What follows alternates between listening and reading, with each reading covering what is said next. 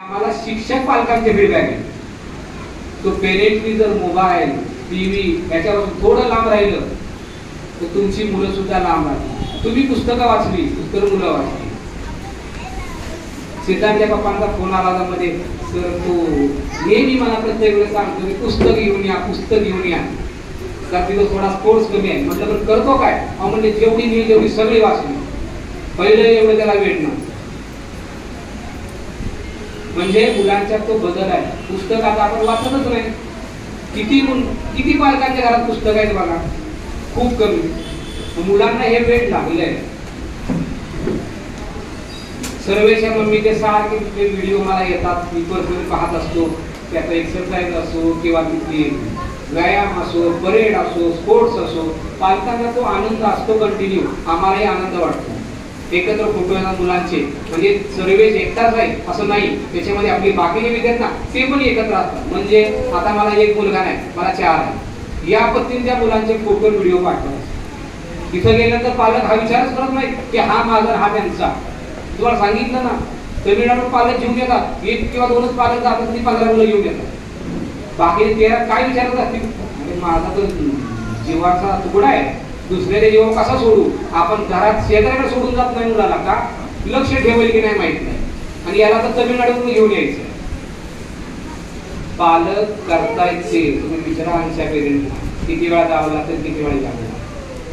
So पालक जर बदलले तर मुलं बदलतील. काही गोष्टी आहेत सैनिक स्कूलच्या दृष्टीने त्या तुम्हाला पाळाव्या लागतील. सगळ्यात पहिले मुलांच्या मेडिकलकडे लक्ष द्या. एकही मुलगा मेडिकलमध्ये अनफिट होता कामा नये. मेडिकल काय असतं हे तुम्हाला मी वर्षभर सांगतो. समजतं कधी? ज्यावेळेस मेडिकल फेस करायचं त्यावेळेस समजतं. अरे हे तर वाटतं एवढं सोपं नाहीये. मग आतापासून मुलांना टीव्ही मोबाईल पासून लांब ठेवा. सगळ्यात जास्त मुलं 90% मुलं ही डोळ्यात अनफिट होतात. आता 3ऱ्या राऊंडला चंद्रपूरला मेडिकल झालं. 19 पैकी 10 मुलं अनफिट केली आणि 10ची दाखल डोळ्यात अनफिट. विजन कलर ब्लाइंडनेसला काहीच पर्याय नाही. विजन मध्ये मुलं अनफिट होता कामा नये. तरी कशामुळे जातं? ऑनलाईन क्लास केलेली मुलं सुद्धा विजनला फिट होत आहेत का? मोबाईल आता लांब ठेवलेला असतो, मुलं इकडे तिकडे बघत क्लास करतात. पण जी मुलं मोबाईलवर गेम खेळत असतात ना, 99.99% नाही 100% ती मुलं अनफिट होतात मेडिकल. आणि वर्षभराची मेहनत पाण्याचं. जो आपला मुलगा किंवा मुलगी जर मोबाईलमध्ये गेम खेळत असेल, ती गेम आजची आज तुम्ही डिलीट करून टाका. परत ती गेम त्यांनी डाउनलोड नाही केली पाहिजे याची काळजी घ्या. आम्ही सांगतो पालकांना, तो जर घरी आल्या तर गेम खेळत असेल, तुम्ही फक्त आम्हाला सांगा, आम्ही त्याची गेम बंद करतो. तुम्हाला माहिती आहे आम्ही ते कशी बंद करतो? होऊन जाते बंद. अनफिट नाही झाला पाहिजे. नोकरीसारखा विषय आहे तो 2 महिन्यात निघून जातो. पण पायाचे तळवे सपाट असतील, फ्लॅट फूट, तर मात्र मुलं अनफिट होतात. तर त्याला उपाय आहे. आम्ही सांगतो फुटार्ग वापरा. मुलांना थोडं रनिंग केलं, वर्षभर वापरला तर फ्लॅट फूट जो आहे तो निघून जातो, तो नॉर्मल होतो आणि मुलं फिट होतात. त्याच्यावर थोडं वर्कआउट करा. बाकी मग ते सगळ्या गोष्टी नॉर्मल आहेत. कान, नाक, घसा, ब्लड, युरिन सगळं काही चेक केलं जातं. आमची मुलांचं ओपन मेडिकल होतं. आम्ही अगदी क्लिअर सांगतो. म्हणजे तुम्हाला फेस करायचं आहे उद्या, ते तुम्हाला आज माहिती पाहिजे. तेवढ्या स्ट्रिक्ट मेडिकल मधून मुलं फिट होतात. आणि आज गेल्यानंतर काय आपल्या मराठीत एक म्हण आहे, तेवढ्या शेजारी बांधला पवळ्या वान नाही तो भुलला. तसा प्रकार सैनिक स्कूलला होतो. जो आलाय तो स्पर्धेत ना आलाय. असा नाहीये की तो उठलाय सैनिक स्कूलला ऍडमिशन. आम्ही कित्येक पालक येतात, सर काही सेटिंग आहे का? बघा ना सर आमची ओळख आहे. मग आमदार थ्रू काय होईल का? खासदार नाही. आम्ही पाहिजे त्यांना डोनेशन दिलं. आता म्हटलं ते शक्य असतं तर आम्ही आमच्यासाठी केलं असतं ना. आम्ही कशाला आमच्या मुला मुलींना बसवलं असतं? राहू दे, डायरेक्ट होतं. असं काही सुद्धा होत नाही. एक सुद्धा सीट त्या ठिकाणी कुणाचंही पत्र घेऊन जा भरली जा नाही.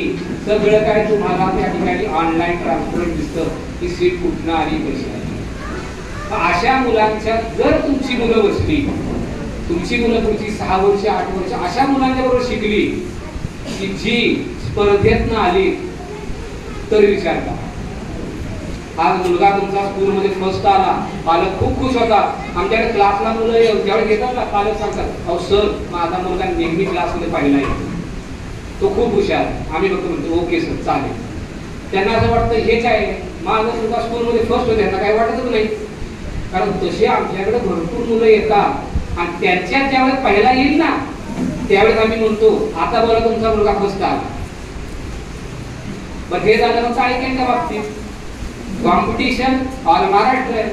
महाराष्ट्रात किती शाळा आहेत त्याचा अंदाज लावा तुम्ही. आणि इतक्या शाळांतले टॉपर्स एक्झाम्पल असतात, पण त्यात तुम्ही पहिलं येता त्यावेळेस तुमचं कौतुक आहे, तोपर्यंत नाही.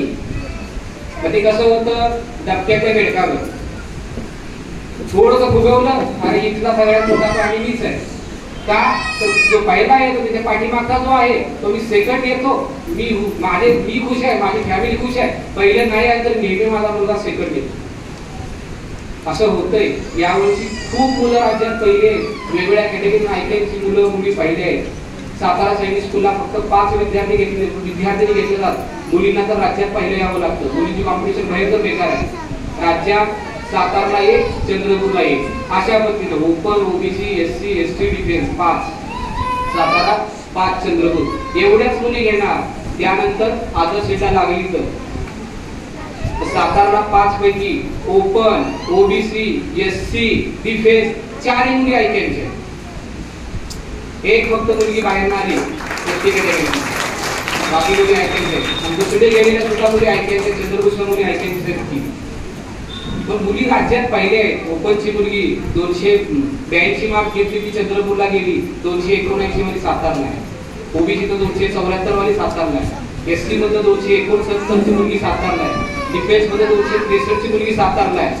आणि एसटी केडर 237 ची मुलगी सातारला आहे. एसटी आणि आपल्या 4 मुलींच्या बघा मार्काचा डिफरन्स तुम्हाला कळेल. डिफेन्स मध्ये राज्यात पहिली, दुसरी, तिसरी तिन्ही मुली ऐकायच्या आहेत. 263 समान मार्क्स पडले 2 मुलींना, एकीला सातारा, एकीला चंद्रपूर. आणि तिसरी मुलगी तमिळनाडूला जाऊन ऍडमिशन घेऊन आली.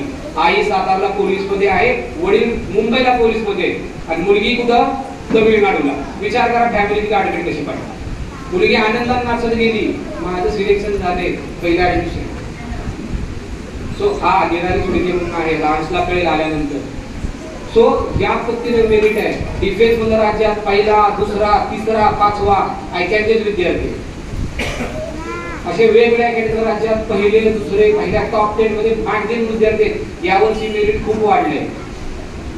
बरेचसे पालक कोण करून म्हणतात याला कारण तुम्हीच आहे. नाही म्हणतो याला कारण आम्ही नाही, याला कारण आहे पालकांच्या झालेली जागृती. क्लास सुरू केला त्यावेळेस मेरिट खूप कमी होतं. सातारचं मेरिट होतं 236, फक्त एकच स्कूल होतं. आणि दुसरं चंद्रपूर सुरू झालं की ते मेरिट आलं 219. ही ओपन बॉईजचं सांगतोय. 219 चा मुलगा सिलेक्ट आहे. आता अजून 260 मुलावर नाही. सातारचा मेरिट पहिल्या राऊंडला 273 आहे. 300 आउट ऑफ. विचार करा 273 मध्ये झालं काय. ते आता 268 ला आले थर्ड राऊंड. क्लास तर पूर्वी पण करून घेत होता, आता पण करून घेतोय. करून घेताय घरी पालक. एक एक नोट्स मुलांची जेवढी तोडपाट नाही तेवढी पालकांची स्वतः करायला बसतात. पालकांचे फोन येतात, मेसेज येतात. एखादं एक्झाम्पल नाही समजलं ना, फोन करतात अवसर हे नाही समजलं. अहो म्हणतो तुम्हाला कुठे एक्झाम द्यायची, त्याला समजलं जरा मला पण सांगा. परत कधी तो अंगठला आणला तर मी बघेन. हे चाललंय. कित्येक काय काय पालक असे आहेत ज्यांनी स्वतः टीचिंग करताना बोर्डवरचं एक्झाम्पल सोडून आम्हाला फोटो पाठवले. आणि त्यांचे मिस्टर म्हणतात पोलीस मध्ये मोठे अधिकारी म्हणजे माझी वाईफ तेवढी शिकलेली नाहीये, पण तिचं मॅथ्स जे आहे ती आता काय करते, मुलाच्या क्लासला बसते आणि सगळा क्लास संपला की बोर्डवर एक एक एक्झाम्पल सोडवते. हे बघा म्हणजे मी तो व्हिडिओ काढण्यात पाठवतो. म्हणजे मम्मी शिकायला शिक्षणाचं महत्व पेरेंटला कळलं. आणि आता जेवढे काय ऐकायमध्ये विद्यार्थी आहेत ना, 90% विद्यार्थी जे आहेत त्यांचा अभ्यास त्यांची मम्मी करते. हे आम्हाला माहिती आहे. सो जसं मगाशी म्हटलं की मम्मी टीव्ही सिरियल बघत बसते, दुपारी झोपते, असा प्रकार ऐक्यांबद्दल आम्हाला पाहायला मिळतो. आता ते नवीन आहे ते पुढच्या वर्षी अभ्यास म्हणजे पुढच्या वर्षी एक्झाम देणार आहे, त्या पालकांनी स्वतः ते बदल करून घ्या. निश्चित तुमच्या मुलांना यश मिळेल.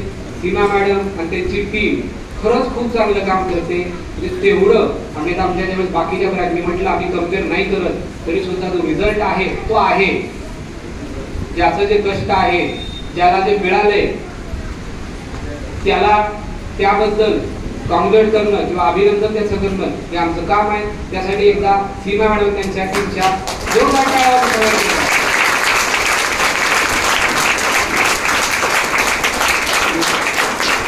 पुढच्या वर्षी नक्कीच इथूनच मला 15+ सातारा सैनिक स्कूलसाठी विद्यार्थी मिळणार आहेत. हा शब्द मॅडमने दिलाय. आमचा शब्द कंप्लीट करणे पालकांचा. तुम्हाला काही लागो त्या तयार आहे. तुम्ही पाहिलं पालक कुठून पुढे येतात, 100 किलोमीटर अंतरावर पालक मुलाला घेऊन येतात. निश्चित श्री नागेच्या पेरेंट जे केलंय ना त्या मुलासाठी ते खूप खूप चांगलं आहे. म्हणजे मी अगदी तुम्हाला सांगतो, मला नाही जमलं.